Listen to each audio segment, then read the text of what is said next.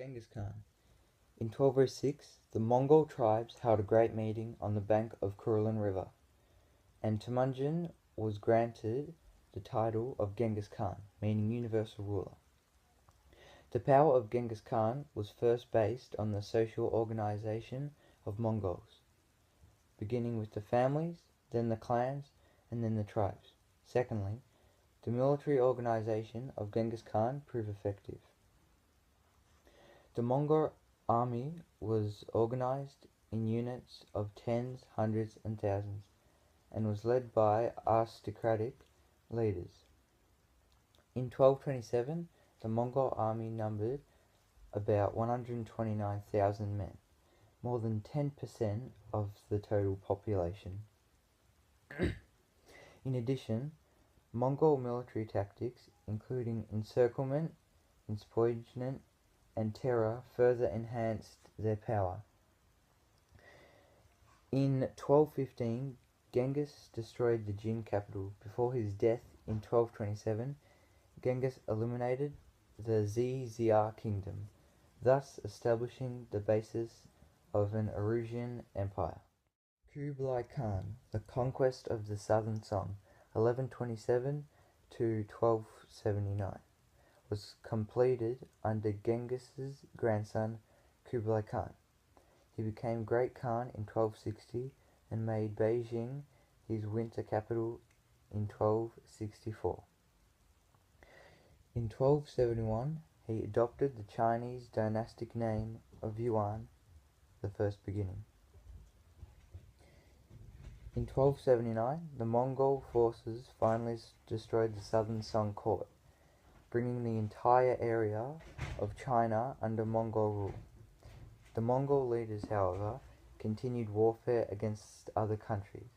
In 1274 and 1281, Kublai Khan's forces attacked Japan, both expeditions. After failure, the Mongols planned a third assault, but they never carried it out. Mongol forces also organized military campaigns against Vietnam and Burma. In 1281 and 1291, the Mongol fleet attacked Java. These military campaigns extended Chinese territory and brought local rulers into tribute relationships with China. Preserving identity, Kublai Khan was determined to rule all of China.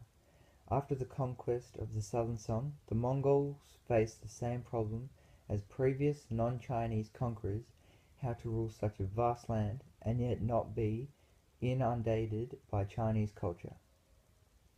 Previous Khans had lived among their herds and in their tents.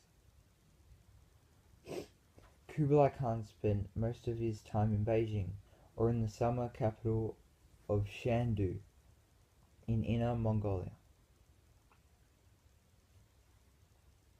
He was recorded in the histories as Shizu, grand ancestor, following Chinese tradition. Kublai Khan was also careful to preserve Mongol identity. He took only Mongol women into his palace and forbidden Mongols from marrying Chinese. Kublai Khan managed to strike a balance during his 34th year rule as a leader of the Yuan. Marco Polo spent several years in China, where he worked in the court of Kublai Khan, who was so impressed with Polo that he made him the ruler of one of his cities. He served in many high positions under the Chinese emperor, some of which include serving as his representative, ambassador, and governor of one of his provinces. When he returned home after 24 years, he had gathered immense wealth, jewels, and treasure, and also brought to Venice fascinating tales about the Chinese way of life.